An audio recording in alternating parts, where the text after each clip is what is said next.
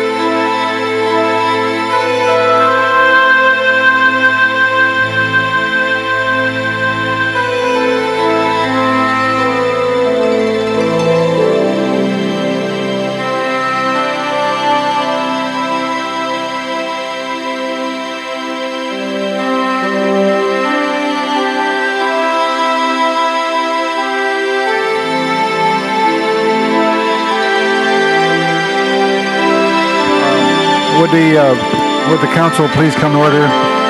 We're expecting a quorum momentarily, but we do have some presentations.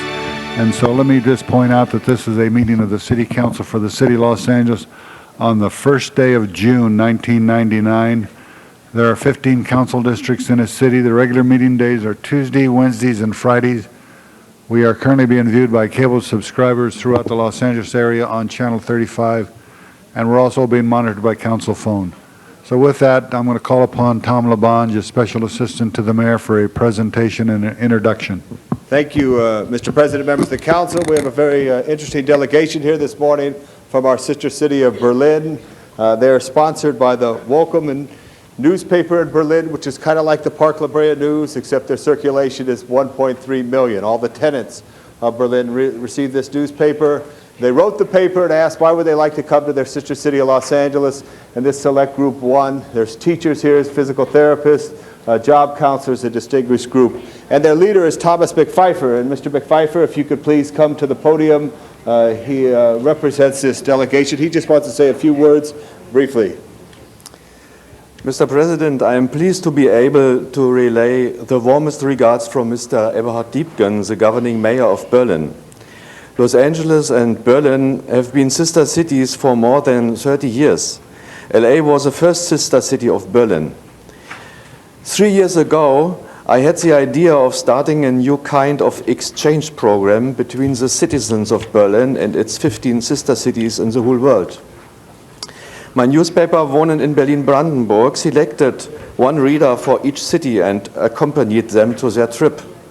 in In this way, we visited all the 15 partner cities: Beijing, LA, Moscow, Budapest, Mexico City, Buenos Aires, Madrid, Prague, Tashkent, Warsaw, Brussels, Paris, Jakarta, Istanbul, and Tokyo. We stay with each host family for about 1 week. Afterwards, we wrote a big article about each trip describing how the others live. 3 years later, after we had visited all the 15 cities, we invited all the host families to Berlin. And at the farewell party, we released over 1,000 balloons with greetings from Berlin in the whole world. 15 of these balloons carried invitations to stay with host families in one of the 15 sister cities of Berlin. And you will not believe, one of the balloons was found. It went all the way from Berlin to Bosnia, about 600 miles. And the young Bosnian architect who found this balloon in a tree in the mountains has been now invited to Buenos Aires by us. Now we are here, and this is the beginning of a new round of visits to Berlin's sister cities. Each time, a group of 10 citizens of Berlin will be selected to stay in host families about 1 week. And we are starting this second round with the oldest sister city, with LA. We are here as representatives of Berlin, and you might call it ambassadors of the newspaper. And we are glad to be here, and we thank you for your kind hospitality. And we would like to invite our host families to visit us in Berlin. Thank you. Thank you. Mr. President, I have a question. on your behalf and on behalf of Mayor Richard Reardon, we present the certificate of welcome to your delegation. And I present that to you and ask the delegation to be stand and recognized by the City Council. Thank you. And also you can... Mr. President, I have a little present for you, and I want to give it to you now, if Fine, you thank may. Thank you, Mr. President. Thank you, Mr. Labange, and welcome to all of you to Los Angeles. We hope your visit is a very pleasant one, and we look forward to seeing you in Berlin someday.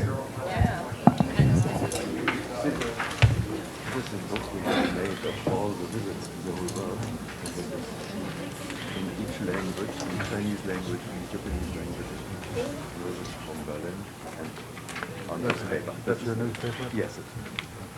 Gentlemen, may we have a photograph, please? Okay. We are gentlemen, Thank you. thank you very much. Thank you. Thank you. Yes. Mr. Fuhr for a presentation?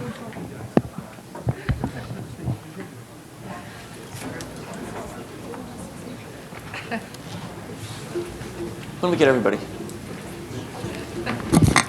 Take it up.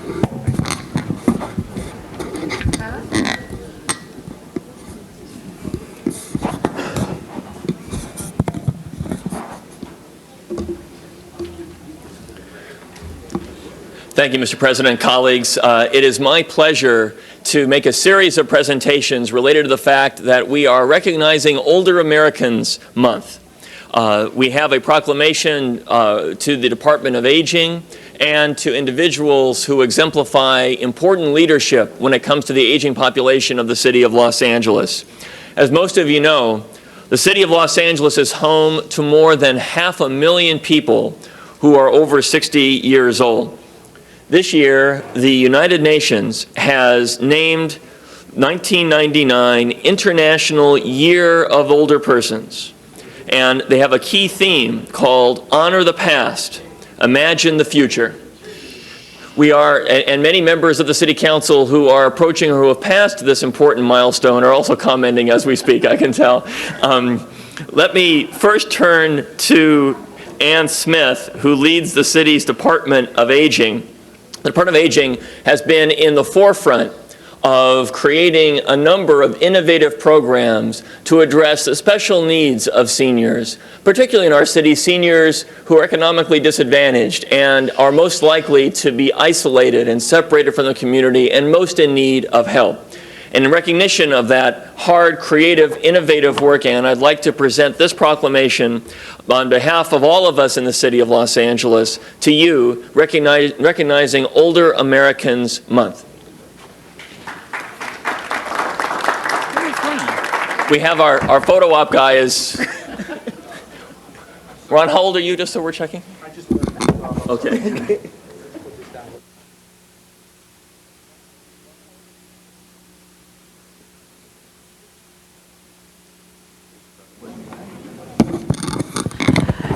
As the councilman said, it's very important to recognize older people, but today is more important also to recognize those people who do a lot for older people to ensure the quality of their life. And that's who we're honoring today. And I'd like to thank the council for always remembering Older Americans Month. Thank you. Thank you, Ann. I now have another special treat. Get to recognize a very distinguished actor and leader in our community, James Avery. Why don't you join us? Here. Most of you are well familiar with Mr. Avery's career on the stage and on television. We all know him as Philip Banks, a distinguished judge on The Fresh Prince of Bel-Air. We also know him as Alonzo Sparks on the TV series Sparks.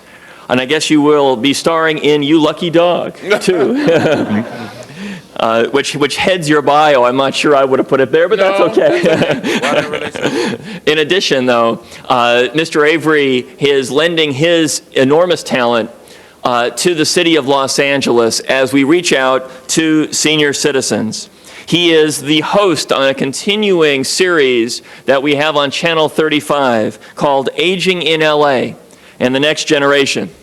I have had the opportunity to appear on that television show, and Mr. Avery is really providing an important public service to all of us, not just senior citizens in the city, but to all of us in Los Angeles as we increase awareness of the special needs of senior citizens, their experiences, and the wealth of talent that they can bring to the lives of all of us here in Los Angeles. So in recognition, Mr. Avery, of your leadership, your achievement on stage and on screen, but most importantly, your contribution to all of us in the city of Los Angeles as we recognize senior citizens in this Older Americans Month. I'd like to present this resolution to you, signed by all of us. Congratulations, and most importantly, thank you. Thank you.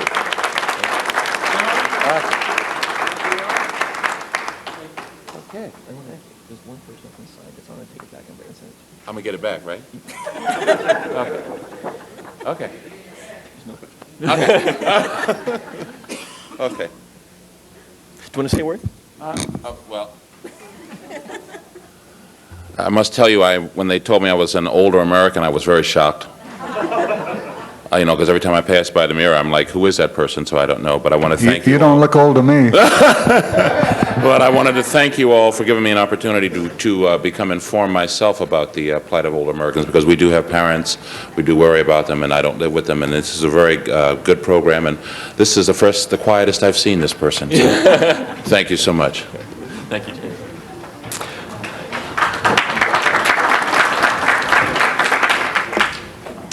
I have another special treat. I'd like to ask Tracy Veal to come forward, please. Let me turn to my background on her. Tracy Veal is recognized because of her leadership in the company Secure Horizons of California. The city's Department of Aging wanted in particular to recognize Secure Horizons and the work of Ms. Veal because of the outreach that Secure Horizons has engaged in providing health care to seniors across the multicultural background of the city of Los Angeles. Ms. Veal in particular was instrumental in developing a neighborhood networking program of extensive community outreach and awareness throughout the inner city here in Los Angeles. She spearheaded the Community Business Development Initiative, and she's built strong relationships with key community organizations, seniors groups, and providers. And Secure Horizons continues to do important work here in the state of California and throughout the western United States in bringing health care to people who need it most. So, Ms. Veal, on behalf of us in the city of Los Angeles, again, it's my pleasure to present you with this resolution, you in your capacity representing Secure Horizons of California. Thank you.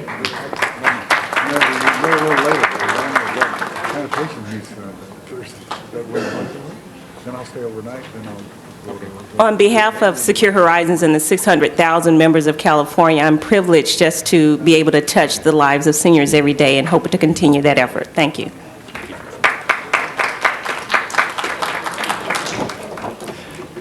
And I'd like to conclude by recognizing my good friend Sandra King on behalf of Jewish Family Services of Los Angeles.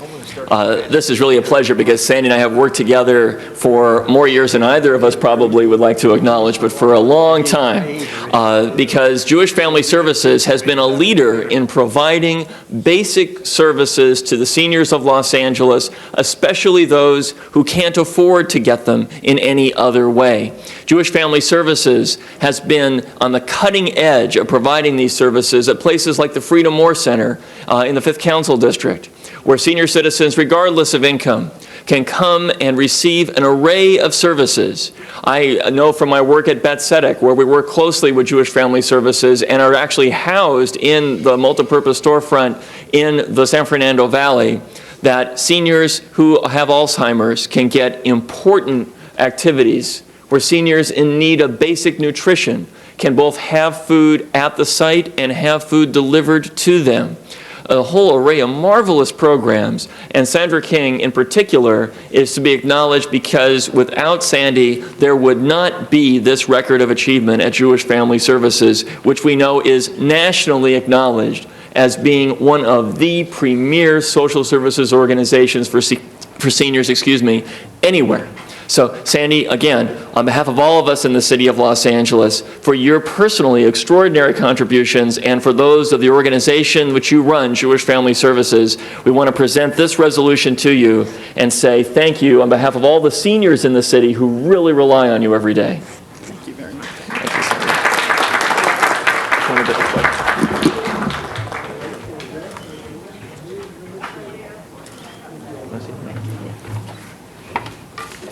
Thank you very much, Michael.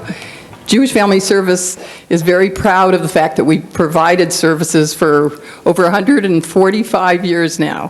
While I feel like I've been around for all of it, not quite all of them, but we do very much appreciate this honor and this acknowledgement. And I want to thank Ann Smith and the council for all of your support. Thank you. Thank you very much, Sandy. Thank you, Mr. President. Appreciate it. We're done. Very good. I promise you'll get that.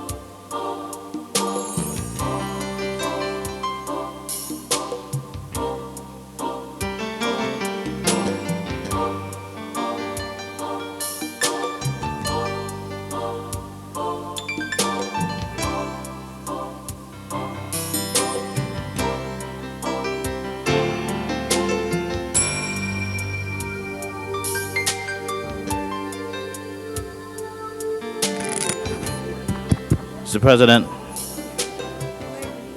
Oh, he's on.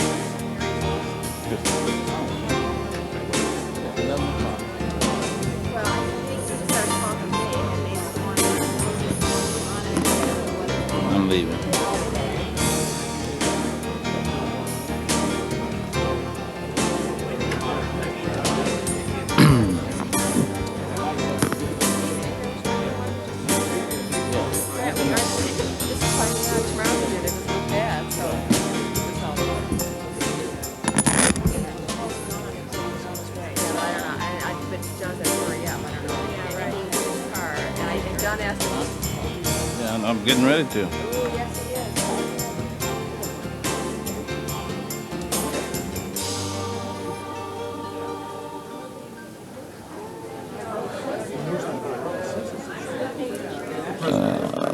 Mr. President, it's nearly 11, and Ms. Zakowski and Mr. Wax have taken both of my arms, and they have effectively twisted them. And I'm compelled to move adjournment in light of the urgency that Ms. Zakowski and Mr. Wax place upon me. Mr. Wax has changed his tune again.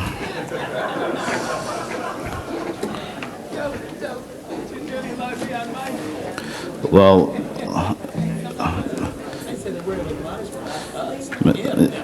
Mr. President, it's nearly 11. I respectfully move for adjournment, if there's a second in your consent to do so. Well, we do have some things, we have some people waiting on a couple items on the agenda, so we'll try to hold off for a little longer. It's nice to have you here, Mark. Oh, I'm glad to be here, Mr. yeah, President. I was told the other day that Councilman Ridley Thomas, it's nice to see you, and I said, thank you, ma'am, it's nice to be seen. Yeah. But Well, in light of that stellar speech, Mr. President, You're being seen right now, and everybody loves you. no, we don't wish to cause any undue attention to be focused on us. We simply seek a second on a matter of parliamentary procedure. Well, we may start some new rules pretty soon. There are times when all of us cannot be here on time, and there's other times when we can't be here at all. You said sometime we can't be here at all? Yeah, That was my cue.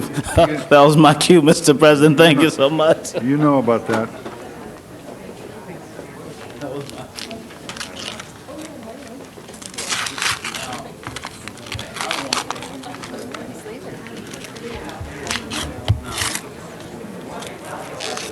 I want credit for not saying why. I want credit right now for saying why.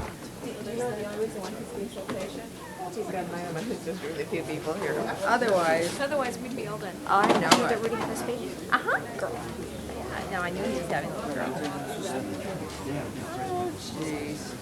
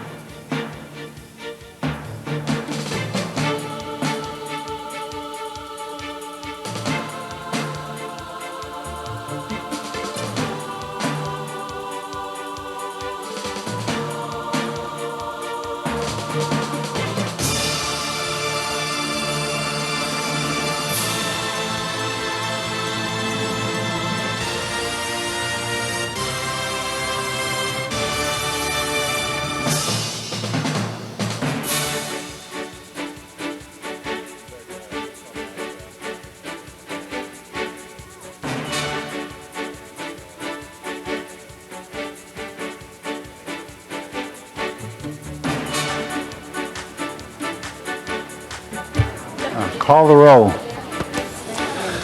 Alatorre, Burnson, Chick, Fuhrer, Galanter, Goldberg, Hernandez, Holden, Miskowski, Ridley Thomas, Vornich, Wax, Walters, Ferraro, 10 members present and a quorum, Mr. President.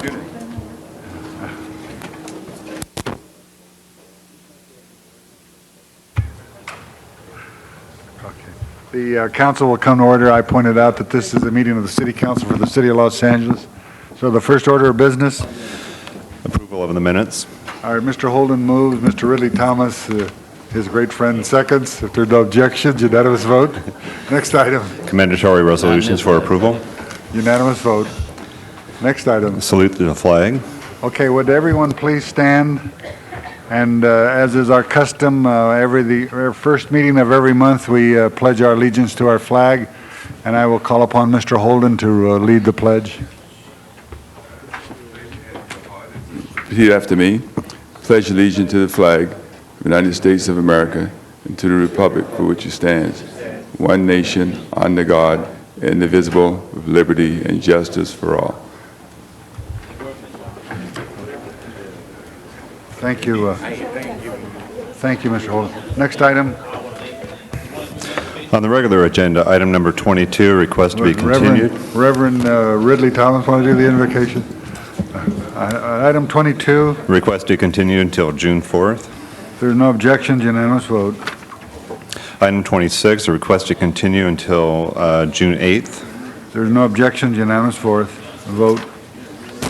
On the regular agenda, item number 1 is the item notice for public hearing. Okay, we have,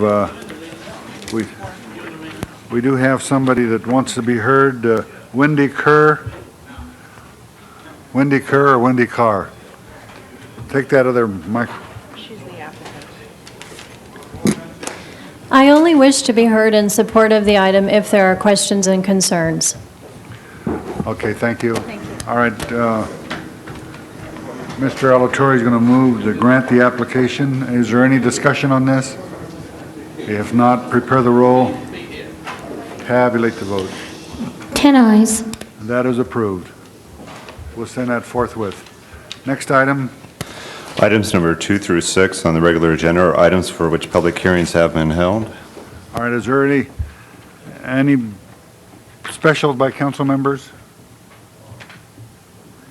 Any special by council members? If not, prepare the roll on 2 through 6. Tabulate the vote. 10 ayes. Those are approved. Forthwith on 3 and forthwith on 6 and 5. We want to thank those who came here on 6 for not speaking, but you got what you wanted. That's the important thing. Thank you. Also forthwith on number 4, Mr. President. Forthwith on item 4. Forthwith on item 4. So let's just forthwith all of them. 2, 3, 4, 5, 6. Next item. Items number 7 through 25. Mr. Items President. for which public hearings have not been held. 9. 22 has been continued. And Mr. President, may I? Wait, let's see. Go right ahead. Public hearing, we have 9, 17, 20, and 22 has been continued, so we don't have to worry about that one. Okay. Anybody want to be heard on any of the other items? Seeing none, the public hearing is closed on all those except the ones I called recording. Specials, Mr. Ridley Thomas? I wanted to move reconsideration on item number 14 from Friday's agenda, Mr. President, if you will. Can we hold that on? Sure. Hold on. Okay. All right. Are there any other specials? If not, 112 has a motion to consider. huh? Changes to 12, amending motion as well. Okay. Okay. Is that why you call it special? Is there any objections to that amendment? Which one? On 12. 12. All right. 7 is an ordinance, and that'll go over 1 week. With 9 is special. 8 is before us. 10 is before us. 11E is to be received and filed. There's no objections, and so we'll have 11. 12 is as amended, 13, 14, 15, 16, and 18, 19. Item number 20, Ms. Chick has requested to be called special. Yeah, we have a card on that. 21, 23, 24, and 25. Prepare the roll on those. Tabulate the vote.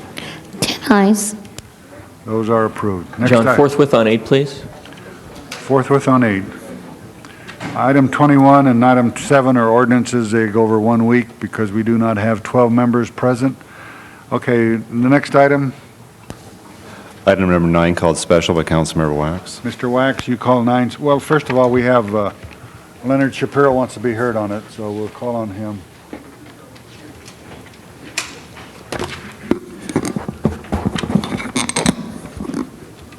Oh, look at that microphone. Well, I guess it can hear it.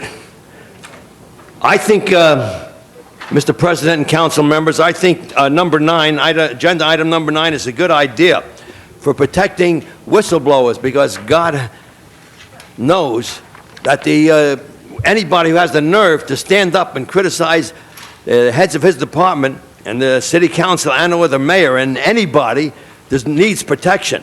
And in the case in here, it's the idea is, are they getting the protection that they were supposed to have obtained? It states in here that you instruct the police department to report what they've done. Now, and the record that it shows the fire department gave a report on the whistleblowers, but they included the Social Security names and numbers of the people who were involved, so they were sent back. But the police department refused, or they didn't give a report at all. And it says that the police department indicated that the police department has not tracked these employees. A representative of the police department indicated that. Now, why didn't they do that? They need protection. I think this agenda item is very well in order. There's too much foot dragging on the part of the high officials in the police department, and they should be told that the city council is extremely interested in knowing that there's no retaliatory measures taken against people who have the guts to stand up and be counted. It should be taken up into detail, and I back it 100%, Mr. President. Okay. Mr. Wax, you called it special. You want to hear Mr. Goldberg first? If maybe Jackie can speak to this. I called it special. Obviously, I agree with Mr. Shapiro, and I'm sure the intent of this. What I object to is the wording on the calendar. It says that instructing the department to report on its retaliatory policy. And I think that basically is making, I think we want to say it's policy against retaliation. There you go. Because I don't want it going on here that they have a retaliatory policy. No, that's good. Could we amend that and We correct have that? no problem with that. Yeah, okay. We have no problem with that. What this motion is about, that comes from both myself and from the chair of your Public Safety Committee, is that at the time of the hearings about 5.5 years ago now, where we heard about police and fire and discrimination issues, at that time we requested of the Fire Commission and the Police Commission to track people to make sure that there wasn't retaliation based on their testimony for or against, up or down, in or out. The police department came forward and informed of the commission and said that they had no idea they were supposed to do this, that nothing that Mr. Gunn received let him know that he was supposed to do this, and that so we decided to put a motion in to make sure that they know that we want them to do this. The fire department, on the other hand, had a report, and we continued that, and it showed that there had been not retaliation. So that's all this is about, is to make sure that what we had thought was already taken care of is in fact taken care of. And then we have a couple word changes in and everyone agrees with that. So prepare the roll on 9 as amended. Tabulate the vote. 10 ayes. That is approved. Next item. Item number 17, called special. Okay, we have Mr. Shapiro again.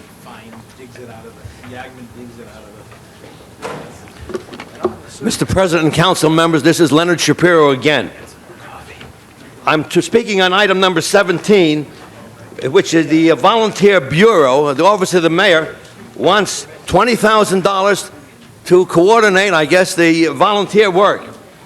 Well, I had some experience with this volunteer department. As you know, I'm a member of the Doves, dedicated older volunteers for educational service, who takes, my job is to take children, school students, on tours of City Hall.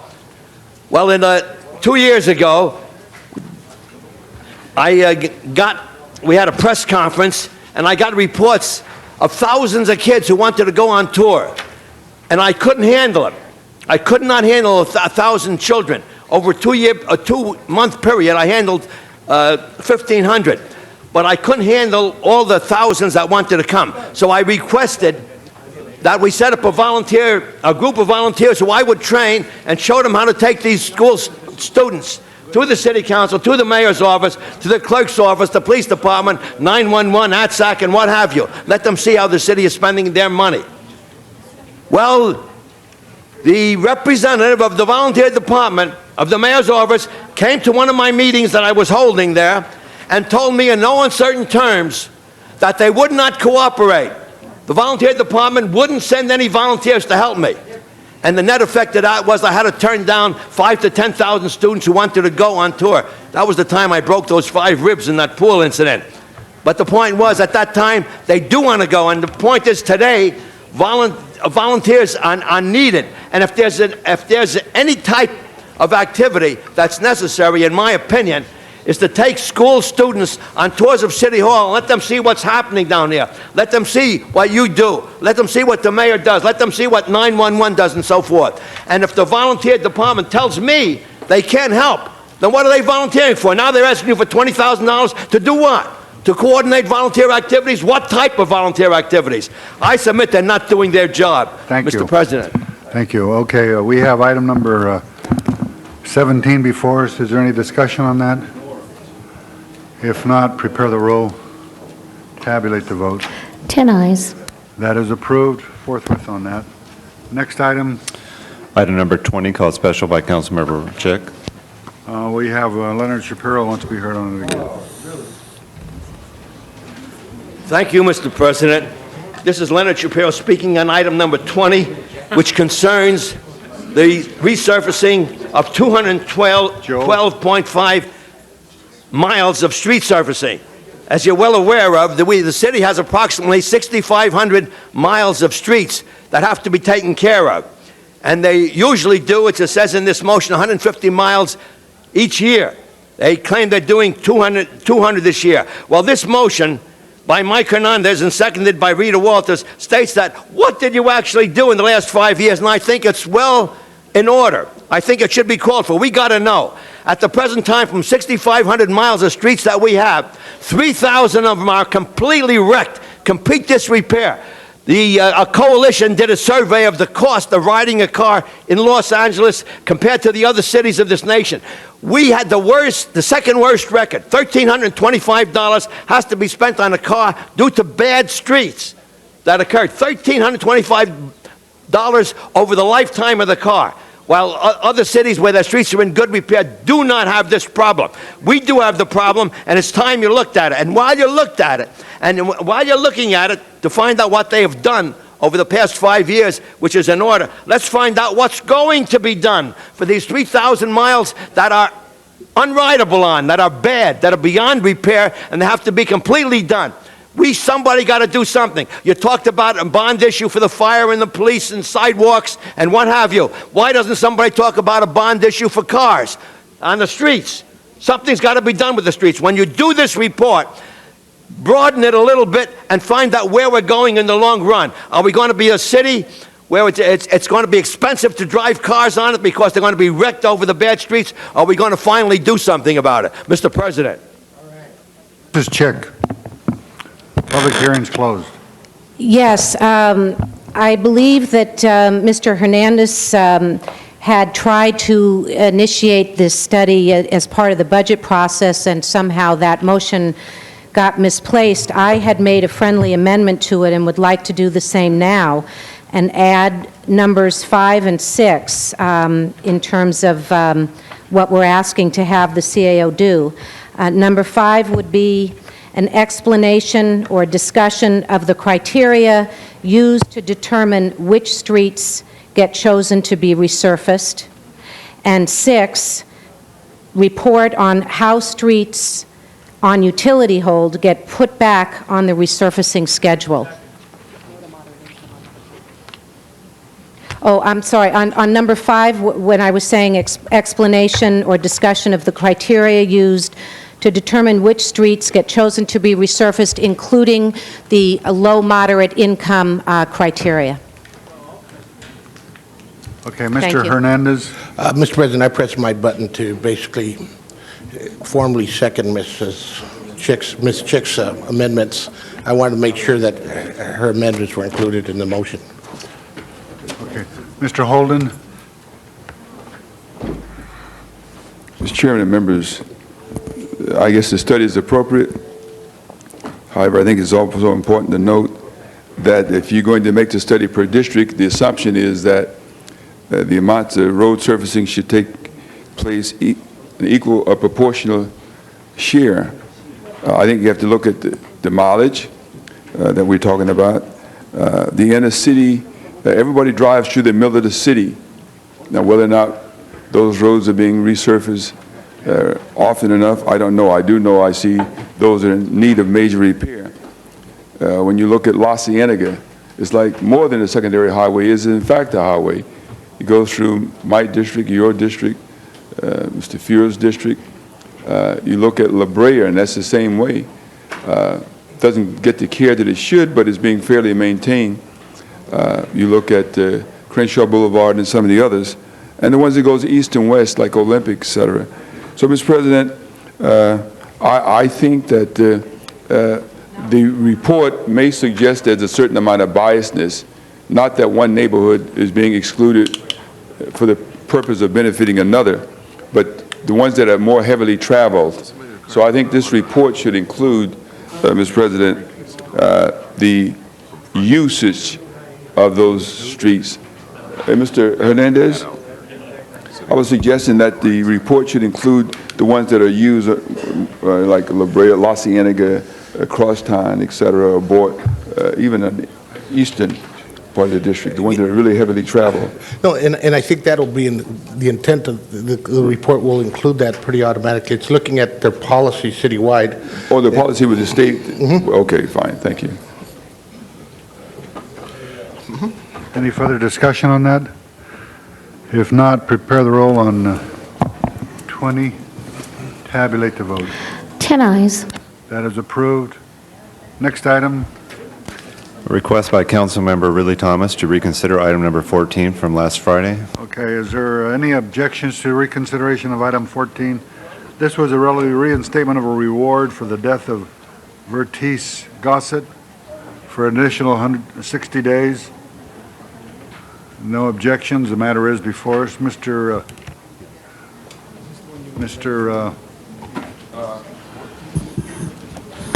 Mr. President, several of us are in receipt of a letter that came forward that may have suggested that there was a mistake. Typically, when there's a reward issued for a murder, the standard procedure is $25,000, and I just thought that we should proceed accordingly. This was $10,000, which is inconsistent ordinarily with what we do, and so I thought we should correct that to the extent that it is deemed appropriate. So I would so moved.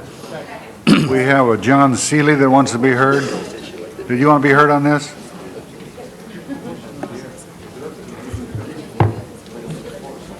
Well, on behalf of the family who couldn't be here for various medical reasons, I would just like to reiterate that this is briefly about a young man who, after spending his high school years in a secure suburban environment in Santa Barbara County, where I used to live, came back into a very gang-ridden and, according to Mr. Garcetti's office, terrorized neighborhood within the 10th District, and couldn't quite adapt to the terrain. And we have requested this reward, which Mr. Holden was kind enough to arrange in January. But there is a letter from the family asking that it be done at the normal rate in the hope that we can get a private investigator interested. And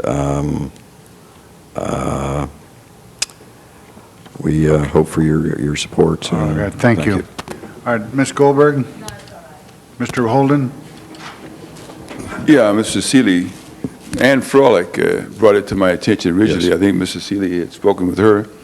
And customarily, the police department tells us the amounts of money that we should set aside for reward. I know we have put up $10,000 before, and we apprehended the person responsible for the killing. In this particular case, they initiated this amount. Personally, I have no problem. If you think $25,000 is going to get the killer, then by all means, that's something that we ought to do. Thank you. You believe then that some investigator who's on this subject matter will be able now to be more of an incentive to catch the person? We think so, and Detective Josephson, who I spoke... What is the amount of time usually? Is it for 90 days usually? I don't know. Detective Josephson did say I think it's that- either the city attorney, the reward is usually posted for how much time? Usually either 60 or 90 days. Well, let's make it 90. And then it can be You're extended, and this is right. the extension. So I think let's, 90 days, and then you come back, okay? If you don't have them, all right, thank you. 90 days, Mr. President. This was for an additional 60 days, and you want to amend that to 90 days? Yes. And you increase the... Increase the amount, you're right. This is traditionally is always 60 or 90, so we don't want to break tradition. All right, you heard the amendment. Is there any discussion on that? If not, prepare the roll on 14 on Friday's calendar as amended. Tabulate the vote. 10 ayes. That is approved forthwith on that. All right, Mr. Alatorre. I believe there's somebody here that wanted to be heard on public comment from the Local 11 or the University of Southern California students. Okay, we'll go into the public comment. Peter LaChapelle.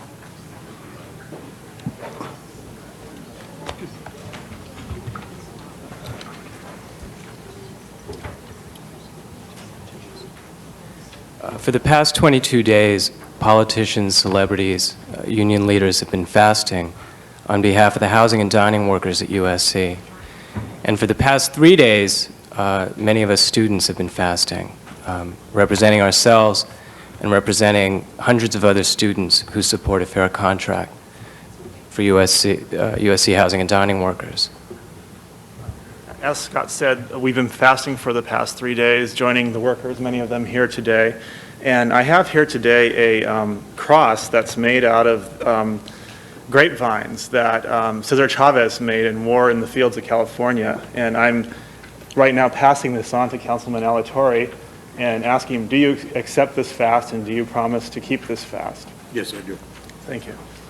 Let me just commend the students from the University of Southern California for picking up the fast. And it's just a sad commentary that probably one of the school that I happen to have graduated from, several other members of the city council have graduated from, have not recognized the long fight that the people that happen to be the poorest of the poor, only in an urban setting, have been fighting for and championing. That they can go without for the length of time that they have gone without a contract.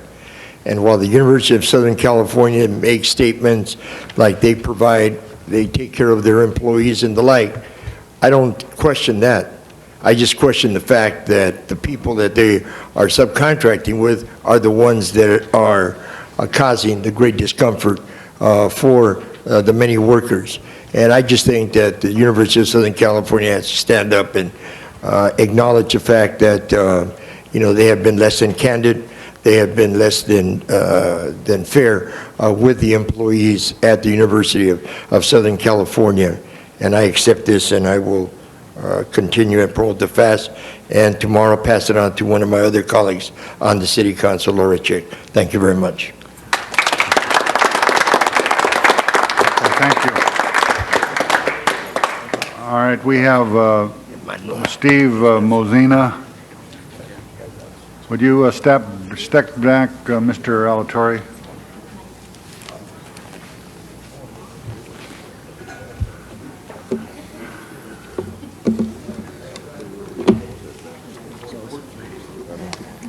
Just step right here.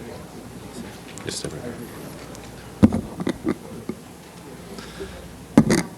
Mr. President, members of the council, staff, and honored guests here in the chambers and viewing on cable. My name is Steve Mosina. I'm a Venice resident and a member of the community who really cares about the community. I've spent $5,000 of my own money and countless hours beautifying the Venice Beach area for the locals as well as the tourists that come and visit here. In fact, I was last here representing the merchants of Venice, and I quipped that I guess I was Shakespeare, representing the merchants of Venice to try to get the palm trees trimmed down there.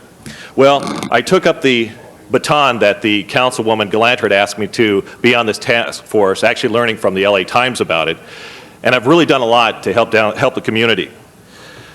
In fact, I was told that I was going to get a commendation from the mayor's office in December. Unfortunately, I didn't get that, but still, I kept on proceeding. The thing that I'm going to talk about are three quick issues. The one is that I'd like to get a refund from the city council or the Rec and Park for grass seed that I bought. The second is I'd like to discuss something about flags that I got for Venice Beach. And the third is that I would like to talk about the budget request for Venice Beach. The first thing is that in the past year, Venice Beach has really deteriorated over the past, I believe, 5 years. There were tons of bald spots, brown grass, and it was just terrible down there. And I've worked very, very hard to try to beautify it in many different ways. But grass seed was a problem. The Rec and Park said we don't have the money for grass seed. They said we have the labor, we have the stakes, we have basically everything except money to get the grass seed. So I said, okay, I'll buy the grass seed. Well, I bought it in early March. And after almost 2 months of having to threaten them that I'm going to get a negative national press release, they finally planted it and overcompensated by bringing down tractors and everything down there. And you know what? They didn't stake off half of it. And half of the grass hasn't even grown back. And I spent $300 of my own money, and I'm embarrassed to say that the city didn't do its job. I mean, I even had to buy the stakes, and the stakes they said they already had. And that's $45 coming out of my pocket, and you know what? Half of the stakes weren't used. But still, Venice Beach does look better. The second thing is I'm extremely offended on this flag issue. For 10 years, we've had 3 flagpoles by the Venice Pavilion. No city flag, no state flag, no U.S. flag. So I asked the city, can you get ropes and clips to put on there? I'd like to have 6 flags fly on there. Well, it took a lot of pushing and a lot of shoving, apparently, but I finally got it. And it was nice. So then, but I said, President's Day is coming back in February. Can I get the flags before that? They said, oh, sure, sure, sure. But you know what? I spent $150 of my own money and had that cabbed up from down in Laguna Niguel and got a couple of flags, a U.S. flag and the United Nations to basically represent Venice Beach because we get so many tourists that come from all over the world that I figured it was respect to them as well as respect to the U.S. But then, after again haranguing the city, I finally got a city flag about 3 weeks ago. And so now we have 3 flags flying there. Well, the city, which was really nice, they did get they got 4 clips basically on each flagpole to put how many flags? 6 flags. What else did I want to do? Well, there was going to be an American flag, a state flag, a City of LA flag. Underneath the U.S., I figured let's put back the UN flag. I'd increased the size to 4 by 6 by asking the city. And so I got a UN flag. Then I got a county flag from Wayne Schumacher with the city, with the county. And so the last thing I had was this.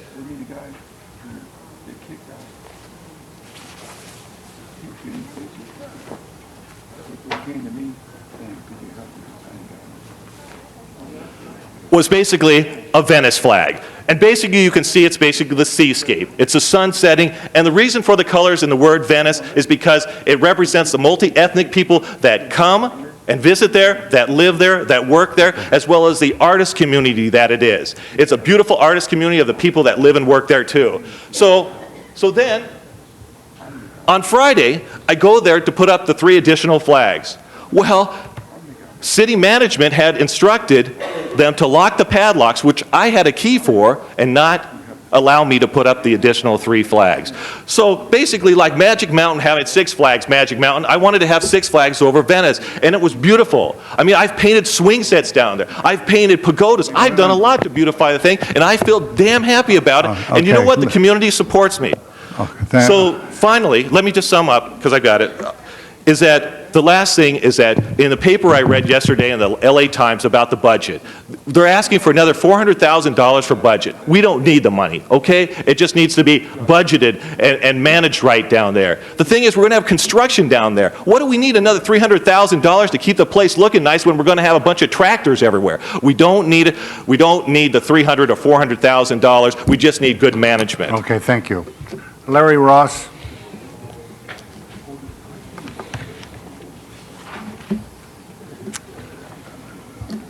Thank you.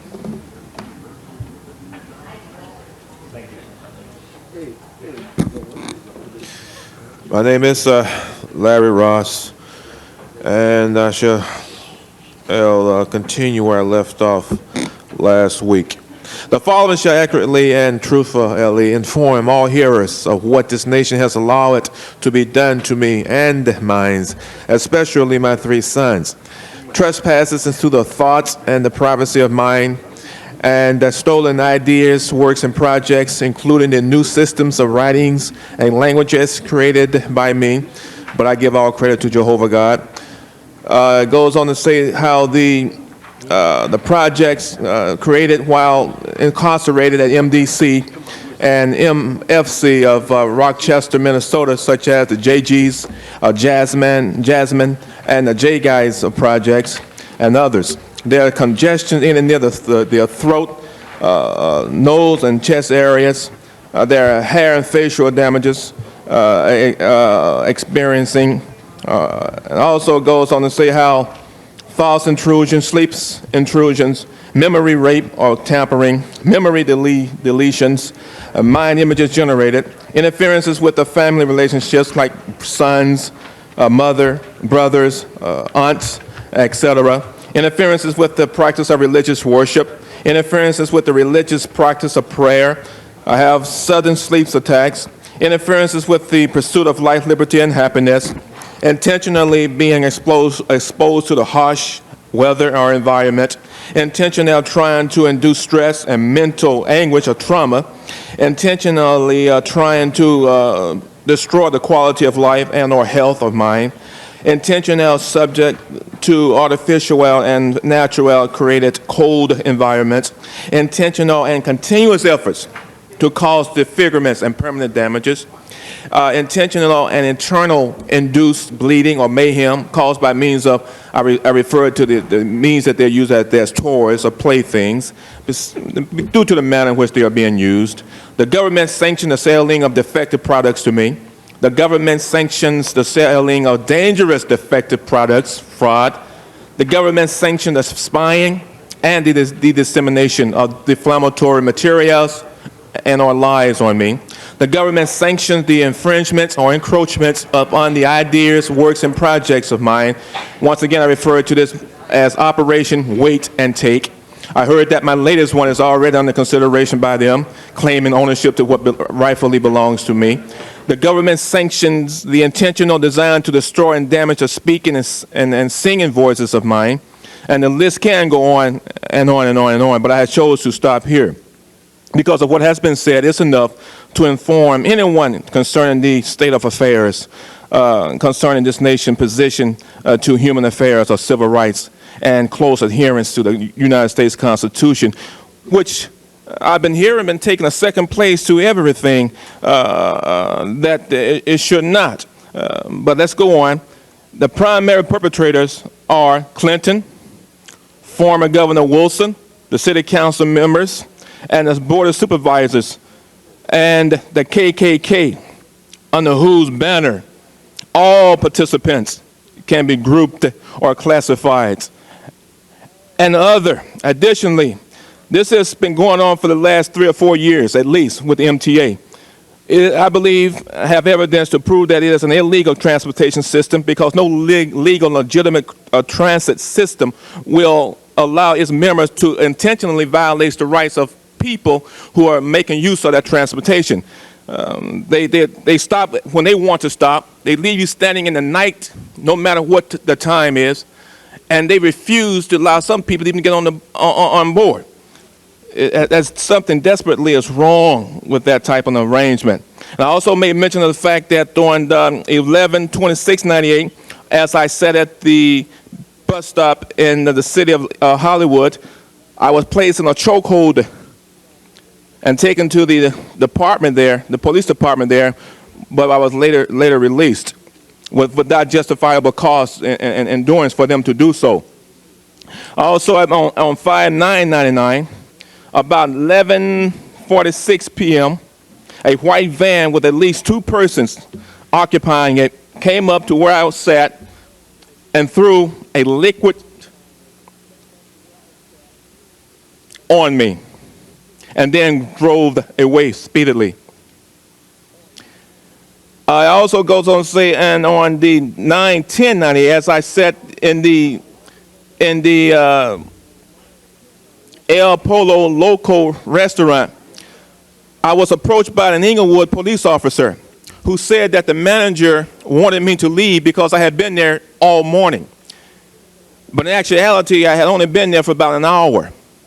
And the only thing that I was doing at the time that he approached at me was reading a book. But yet he said that the management wanted me to leave. When I tried to get his badge number, he said a different number than the one that appeared on the badge.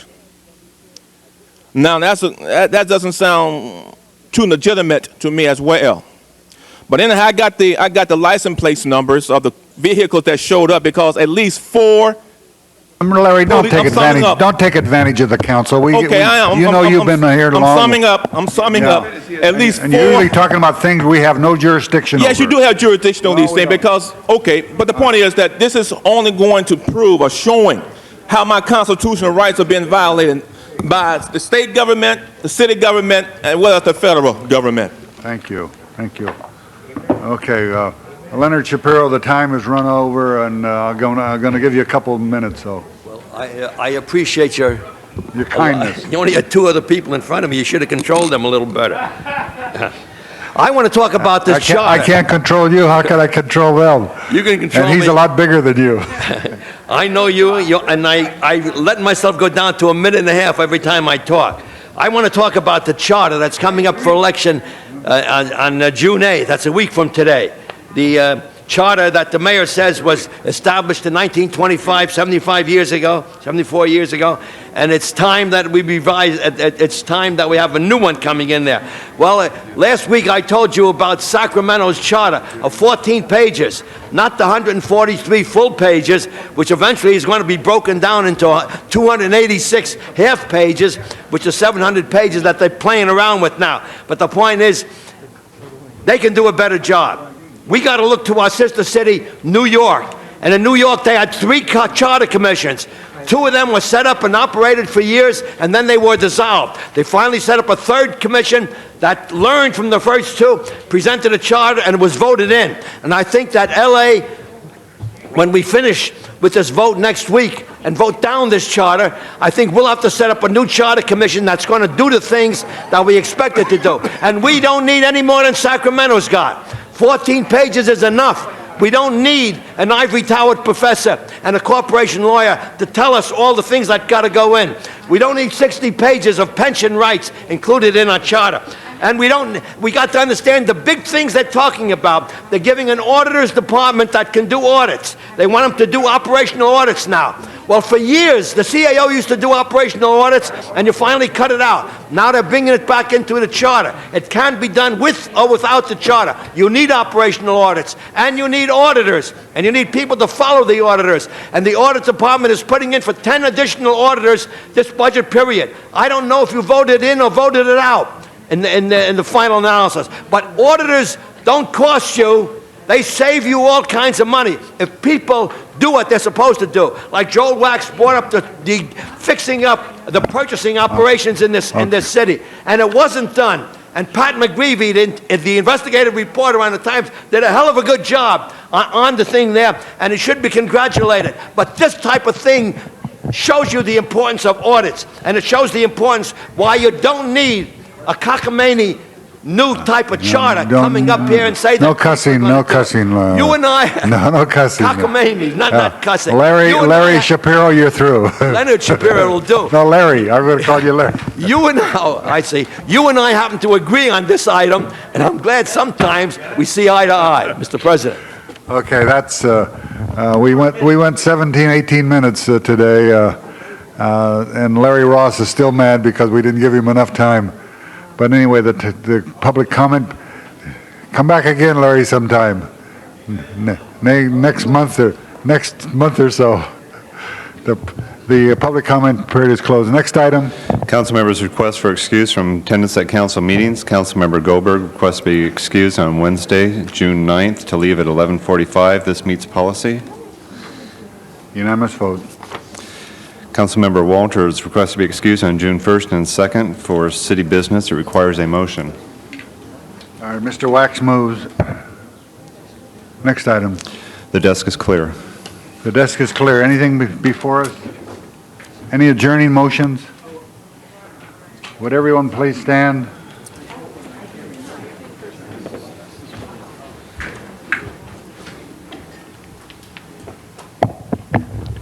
Ms. Misakowski?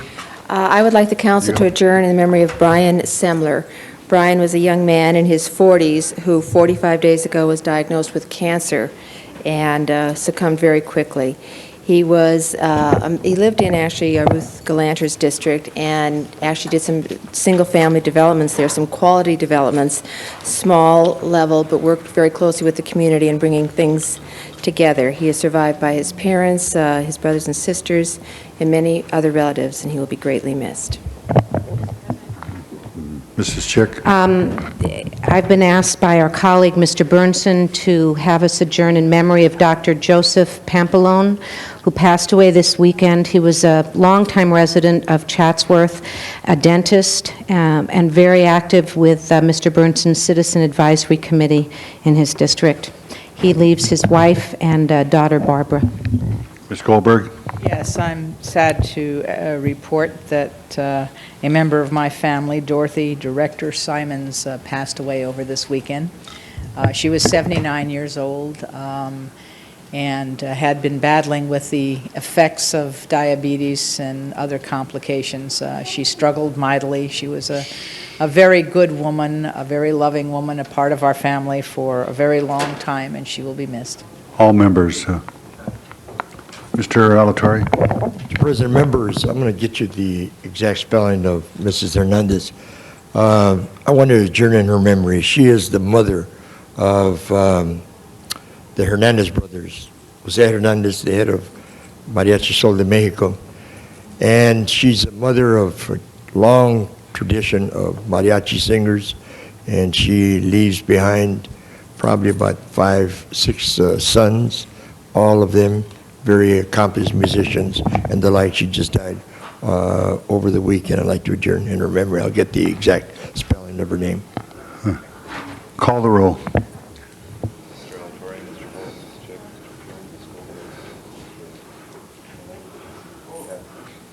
Aye, the council is adjourned.